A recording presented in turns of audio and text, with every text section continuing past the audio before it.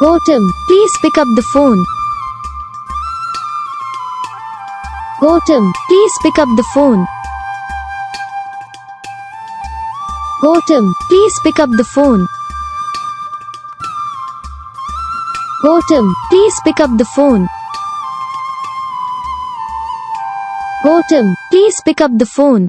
Video को like करो, channel को सब्सक्राइब करो, कमेंट करके बताओ आपको ये वीडियो कैसा लगा, कौन सा पार्ट है जो आपको इस वीडियो में अच्छा लगा या फिर कौन सा पार्ट है जो आपको इस वीडियो में अच्छा नहीं लगा। अगर आपको ये रिंगटोन पसंद आई या फिर आप ये ऐसा कौन सा रिंगटोन बनवाना चाहते हो तो आप हम पे कमेंट कर सकते हो। हम आपके लिए रिंगटोन बना के चैनल पर अपलोड कर देंगे। आप वहाँ से इसे जल्दी डाउनलोड भी कर सकते हो। डाउनलोड करने के बाद चैनल को सब्सक्राइब कर लेना। सब्सक्राइब करने के बाद जो बेल आइकन आता है इसे ऑल पर सेलेक्ट कर लेना, तो उसका फायदा रहता है कि जब भी हम वीडियो डालते हैं तब आप तक वीडियो पहुँच जाता है। यानी कि अगर मैं सरल भाषा में बताऊँ तो आपको पता चल जाता है कि हाँ भाई वीडियो आ चुका है, तो बस